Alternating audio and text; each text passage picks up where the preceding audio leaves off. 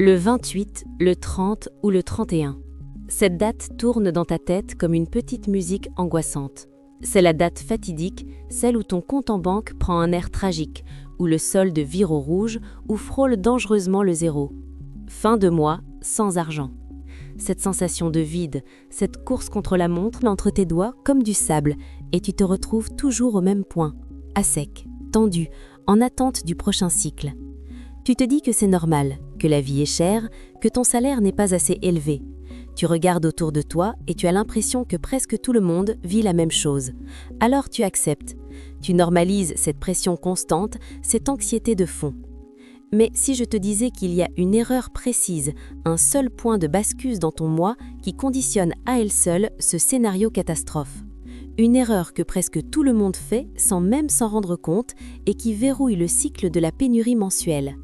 Ce n'est pas une question de salaire, c'est une question de séquence, d'ordre des opérations.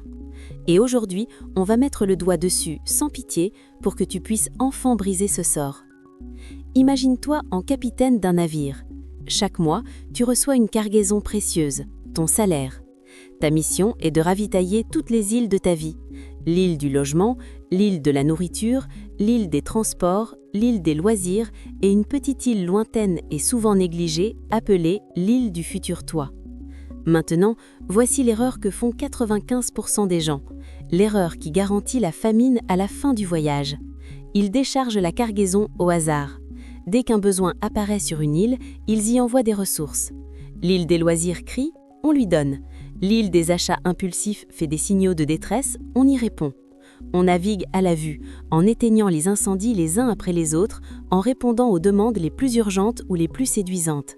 Et à la fin du parcours, quand on arrive enfin en vue de la petite île du futur toi, la cale est vide. Il ne reste plus rien à lui donner. Alors on lui fait une promesse. « Désolé, cette fois-ci, il n'y a plus rien. Je te donnerai double le mois prochain, c'est promis. » Mais le mois prochain, la même séquence chaotique se reproduit. Le futur toi reste toujours sur sa faim. Cette île, c'est ton épargne, tes investissements, ta formation, ta sécurité. C'est la partie de toi qui veut grandir, se protéger, se construire une liberté. Et tu la laisses systématiquement en dernier. Pire, tu la laisses en option. S'il reste quelque chose. Spoiler, il ne reste jamais rien. Cette erreur a un nom. On l'appelle la consommation prioritaire. C'est l'acte inconscient de considérer que toutes tes obligations et tes envies présentes sont plus importantes que ta construction future. Ton cerveau est câblé pour ça. Le présent est tangible, bruyant, il exige une réponse immédiate. Le loyer, les factures, les courses, c'est obligatoire. Ensuite viennent les envies, les sollicitations, le « tu le mérites bien » après une dure journée. Ces dépenses crient, chuchotent, séduisent, elles ont une voix. Ton futur, lui, est silencieux. Il ne pleure pas, ne réclame pas, ne t'envoie pas de notification. Sa seule arme, c'est la culpabilité sourde que tu ressens le 30 du mois en constatant les dégâts.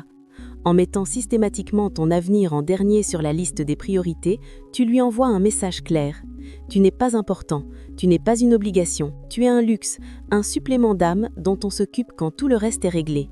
Sauf que dans la vie, ce qui n'est pas une priorité n'arrive jamais. Jamais. Tes projets, tes rêves, ta sécurité financière, tout cela reste à l'état de vœu pieux, de résolution du nouvel an qui s'évapore le 15 janvier. Tu fonctionnes en mode survie financière, pas en mode construction. Tu réagis au monde, tu ne le sculptes pas. Mais comment cette erreur se manifeste-t-elle concrètement, dans la vraie vie, au jour le jour ? Elle commence par l'absence totale de plan avant la réception de l'argent. Le salaire tombe, et là c'est la foire d'empoigne mentale. Tu as en tête une liste vague de choses à payer, mais rien de formel. Alors la première chose que tu fais, souvent, c'est de te récompenser. La pression du mois passé est retombée, tu respires, tu te dis qu'il faut célébrer d'avoir tenu. Un bon repas, un achat que tu remettais, une sortie. Psychologiquement, c'est compréhensible, financièrement, c'est un désastre. Tu viens de donner la primeur de tes ressources nouvelles à ton désir du moment, pas à tes besoins futurs. Ensuite, tu attaques les grosses factures fixes. Loyer, électricité, internet, puis tu fais les courses du mois sans liste précise, en te laissant tenter. Puis viennent les petites factures, les abonnements qui se renouvellent silencieusement, et au fur et à mesure que le mois avance, tu navigues au feeling. Un cinéma par-ci, un cadeau par-là, un vêtement en solde, un resto entre amis. L'argent fond. Tu as l'impression de ne rien dépenser de fou, mais chaque goutte quitte le navire. Et puis arrive la 3e semaine. La vitesse de descente s'accélère. Tu commences à regarder tes comptes plus souvent, à calculer mentalement. Tu deviens restrictif. Ce mois-ci, je ne sors plus. Trop tard. Les gouttes deviennent des fuites que tu essayes de colmater avec du scotch. La dernière semaine est un sprint anxiogène vers la ligne d'arrivée du prochain salaire. Tu manges des pâtes, tu annules tout, tu vérifies 3 fois avant de sortir ta carte. C'est épuisant. Et le pire, c'est que lorsque le prochain salaire arrive, le cycle infernal se reproduit avec en prime la fatigue nerveuse du mois passé qui te pousse à te récompenser à nouveau. C'est un cercle vicieux parfait. Le cœur de l'erreur, le point de bascule absolu, se situe à un moment très précis, les 72 premières heures suivant la réception de ton argent. C'est la période critique où tout se joue. C'est la fenêtre pendant laquelle ton cerveau voit ce chiffre gonfler sur ton compte et le considère comme disponible. C'est à ce moment-là que tu as le plus de volonté, mais aussi le plus de tentation. Et c'est là que presque tout le monde échoue, parce qu'ils ne font rien. Ils laissent l'argent dormir sur le compte courant, qui est, soyons clairs, une zone de danger absolue. Le compte courant, c'est la place publique de ton argent. Tout le monde peut venir lui taper sur l'épaule. Amazon, la boulangerie du coin, ton abonnement Netflix, ta pulsion du moment. Y laisser son salaire entier, c'est comme poser un gâteau frais au milieu d'une cour de récréation et s'attendre à ce qu'il reste intact. Il va disparaître, morceau par morceau, sans que tu ne t'en rendes vraiment compte. La solution n'est pas d'avoir plus de volonté. La volonté est une ressource limitée qui s'épuise. La solution est bien plus intelligente, c'est de rendre la catastrophe impossible en changeant la structure même de tes flux d'argent. Il faut sortir l'argent de la place publique avant que les sollicitations n'arrivent. Alors, quel est l'antidote? L'inversion totale de la séquence. C'est ce que les gens qui ne connaissent jamais la fin de mois difficile font sans même y penser. Ils ne sont pas nécessairement plus riches au départ, ils sont plus intelligents dans l'ordre des opérations. Leur règle d'or est simple, brutale et non négociable. On paie le futur soi en premier. Dès que l'argent arrive, avant tout, avant même de penser au loyer ou aux courses, on prélève une part pour l'avenir. Cette part est sacrée. Elle n'est pas ce qui reste, elle est la première ligne du budget, la dépense la plus importante du mois. Cette part, elle quitte immédiatement le compte courant. Direction un compte sur livret pour l'épargne de précaution, un PEA pour les investissements, une enveloppe physique pour un projet précis. Peu importe le véhicule, l'important est qu'elle disparaisse de ta vue. Elle est mise en sécurité, elle n'est plus en jeu. En agissant ainsi, tu changes radicalement la dynamique. Tu ne décides plus de ce que tu peux épargner à la fin, tu décides de ce que tu peux dépenser avec ce qui reste. Tu passes d'une mentalité de manque à une mentalité d'allocation. L'argent qui est encore sur ton compte courant après ce prélèvement sacré est ton budget réel pour le mois. C'est avec cela que tu vas vivre, payer tes charges fixes et tes loisirs. Cette inversion est psychologiquement puissante. Elle transforme l'épargne en acte positif et proactif, le premier acte de ton mois financier. Au lieu d'un acte négatif et culpabilisant, le dernier soupir d'un mois épuisé. Mais cela ne suffit pas. Parce que si tu inverses la séquence mais que tu n'as pas de plan pour l'argent restant, tu vas juste être à sec plus tôt dans le mois. L'antidote complet a 2 volets. Premier volet, payer le futur toi en premier, immédiatement, automatiquement. Deuxième volet, donner un travail à chaque euro restant, avant même qu'il ne soit dépensé. C'est ce qu'on appelle le budget à zéro.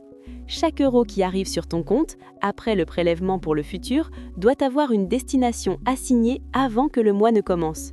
Pas dans ta tête, sur un papier, dans un tableau, sur une appli. Tu crées des catégories, loyer, courses, transport, abonnement, loisirs, restaurant, et tu alloues une somme précise à chacune. L'objectif est qu'à la fin de cette allocation, le solde à disposition soit de 0. 0 ne veut pas dire 0 sur le compte, cela veut dire que chaque euro a un travail. Certains travailleront à te loger, d'autres à te nourrir, d'autres à te divertir. Plus un seul euro ne traîne sans mission, vulnérable aux attaques de l'improvisation. Cette méthode est libératrice, elle supprime l'anxiété de la décision permanente. Tu n'as plus à te demander « est-ce que je peux me le permettre ?» en regardant un sweater. Tu regardes la catégorie « habits » de ton budget. S'il reste de l'argent dedans, oui. S'il est vide, non. Point final. La décision a été prise calmement, en début de mois, quand tu avais une vision d'ensemble, pas dans la fièvre du moment. Cela te permet de dire non à toi-même sans culpabilité, parce que le oui est ailleurs, réparti dans toutes les autres catégories que tu as choisies. Alors bien sûr, au début ce sera imparfait. Tu vas sous-estimer le budget course et surestimer le budget loisir. C'est normal. L'important est de commencer, de prendre ce mois-ci, dès la prochaine rentrée d'argent, 5% de la somme. Juste 5%. Tu la sors, tu la mets ailleurs et tu budgètes le 95% restant de ton mieux. Ce simple acte va créer un choc. Tu vas réaliser que tu peux vivre avec 95% de ton salaire. Ton cerveau va s'adapter. Le mois suivant, tu pourras passer à 8%, puis 10%. Et un jour, tu viseras 20%, 30%. Tu auras brisé le sort. La fin de mois ne sera plus une date angoissante, mais simplement la fin d'un cycle bien géré. Tu n'attendras plus ton salaire avec anxiété, mais avec sérénité, car tu sauras qu'une partie est déjà en train de travailler pour ton avenir et que le reste est parfaitement maîtrisé. Tu auras quitté le tapis roulant de la survie pour monter sur le sentier de construction. Alors, la prochaine fois que l'argent arrivera, que feras-tu en premier? Laisser la vie dicter sa loi ou prendre le contrôle de la séquence? Le choix est simple et il se joue dans les 72 heures. Ton futur toi, celui qui est aujourd'hui silencieux et affamé, attend que tu lui donnes la première place à table. C'est le seul moyen de garantir que mois après mois, tu ne le laisseras plus jamais en plan.